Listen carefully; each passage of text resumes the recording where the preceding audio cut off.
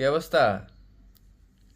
তো তুই যদি মনে কর বালা কাজও করস খারাপ কাজও করস, তাহলে দেখবি কিছু লোক আছে, কিছু সংখ্যক লোক, মানে এরা গ্রামে শহরে না আবার, এরা দেখবি তোর সমালোচনা করবই, তোর পিছে লাগিয়েই থাকবো এরা। সকালবেলা বেটেন্ডি ঘুম থেকে ওইটে দেখো, ও হুঁচুন্নি শেফালির মা ও মুখে তুই এই কামড়া কইরা লাইছে। বেড়াইন্ডি শাসটলে ঘুম থেকে উঠতে যায়, শাসটলটার মধ্যে যায় বইব, একটা কাপ চা লইব আর কইব, হ্যাঁ অমুকের ফুলাটা তো এরম হয়েছে, অমুকের ফুলাটা তো এরম হয়েছে।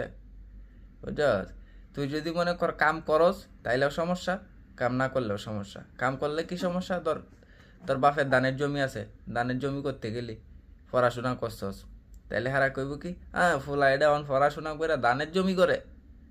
যদি কাম না করস তাইলে কইব কি, হ্যাঁ ফুলা এটা বাপের কামড়ার মধ্যে একটু আতো লাগায় না, এই সেই, আরো নানান ধরনের কথাবার্তা, যা করণের কাম তো কইবই।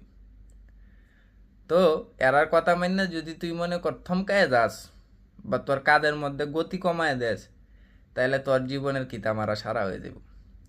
এরার কথা মান্য কাদের গতি কমানি যেত না, তোর যেটা লক্ষ্য ওই লক্ষ্যে তুই যাইতে থাকবি, তাইলে একটা সময় পর ঠিকই সফলতা আইব।